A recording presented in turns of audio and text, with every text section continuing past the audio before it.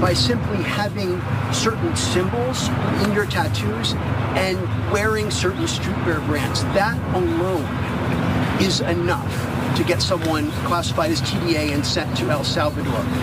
That's not true, actually, Andrew. According to this document, it is. No, according to the Department of Homeland Security and the agents, have you talked to the agents who have been putting their lives on the line to detain these foreign terrorists who have been terrorizing our communities? TDA is a vicious gang that has taken the lives of American women.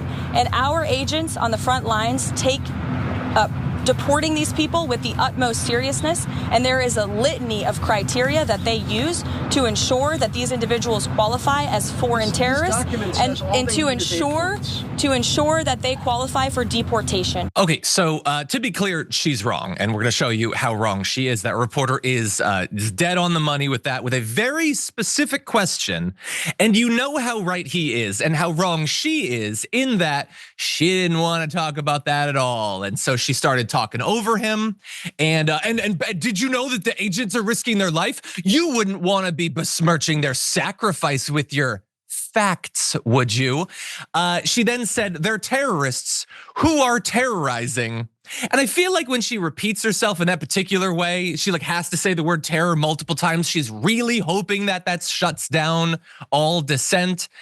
So again, we're gonna fact check that, but let's let her dig this little rhetorical hole for herself a little bit more. Shame on you and shame on the mainstream media for trying to cover for these individuals who have. This is a vicious gang, Andrew. This is a vicious gang that has taken the lives of American women. The government filed in court, which says all. And you said yourself there are 8 criteria on that document. They need 8 points. And you are questioning the credibility of these agents. No, that's not at all what he's. This is so pathetic. Can everyone see up?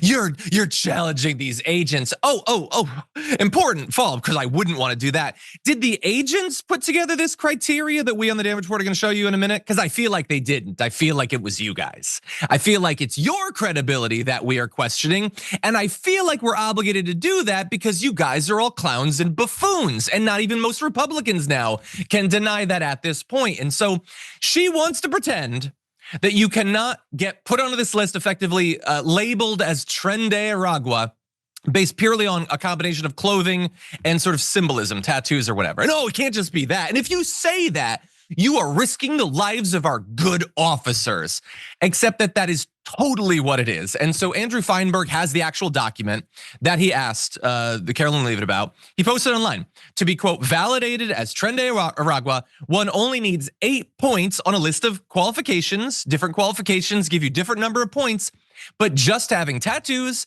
and wearing certain streetwear brands can get you the requisite 8 points absent anything else. So logos, 4 points, the clothing, 4 points, that's 8 points, you're done. By the way, you could potentially get deported without even hitting the full 8 points. But let's assume that you at least have clothing that's forbidden. How dare you wear that brand or whatever? And then you have tattoos. And look, some MAGA people might jump into this point and be like, oh, okay, I guess she was lying, but what if it's a really bad pair of sweatpants? And what if it's a really bad tattoo? I mean, if it's a tattoo that says like Tren de Aragua forever, then yeah, that's probably bad. But as we've seen, they are casting a very wide net on what tattoos can get you in trouble. And so, yeah, like, do we have the actual picture? I thought we had the picture. Well, we'll show it. We'll show it on another one of our blocks. But yeah, thank you.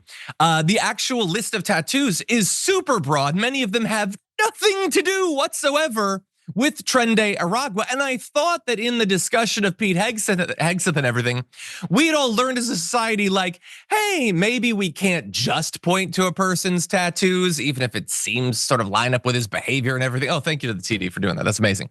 So anyway, yeah, so she was dead wrong. She's got no defense. They do for so little. Jackson, what do you make of this? I mean, like, basically, you got tattoos, by the way. Are you worried about getting 4 points? I have 13 tattoos, and I'm about to go get 14 tattoos. So next thing you know, but I mean, just in regards to that, we live in a time where like tattoos are incredibly common. It's long been over that tattoos are some type of cultural taboo.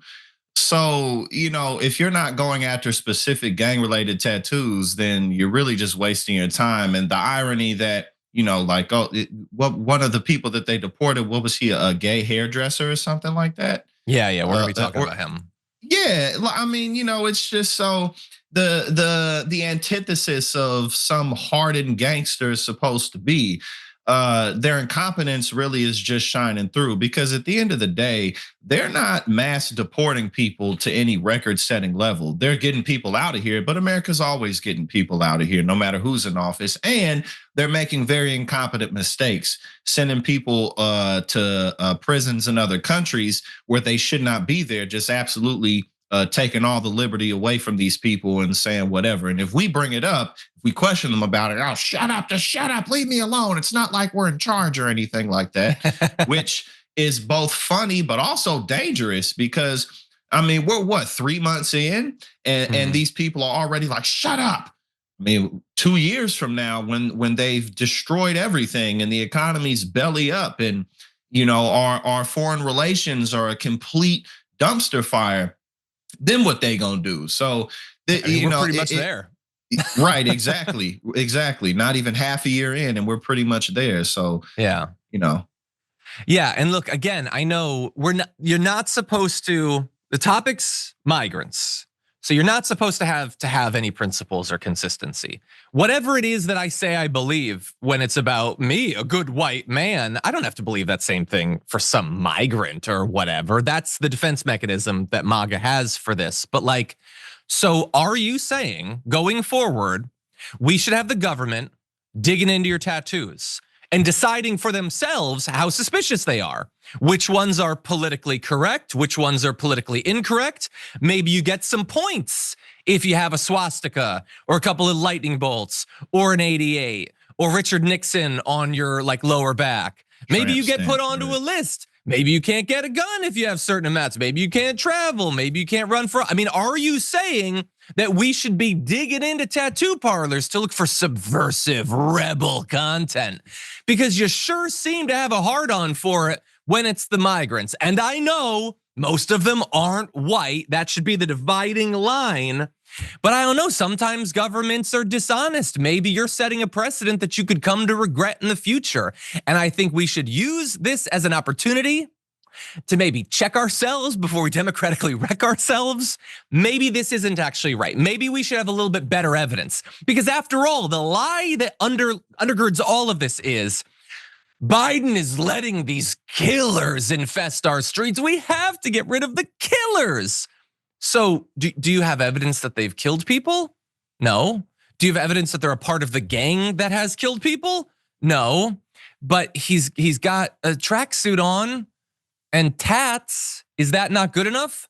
No, it's not good enough. Evidently, the plight of our nation, all these migrant murderers, isn't that bad if it's this freaking hard just a couple of months in to track down a few of them. Evidently, it's not that common.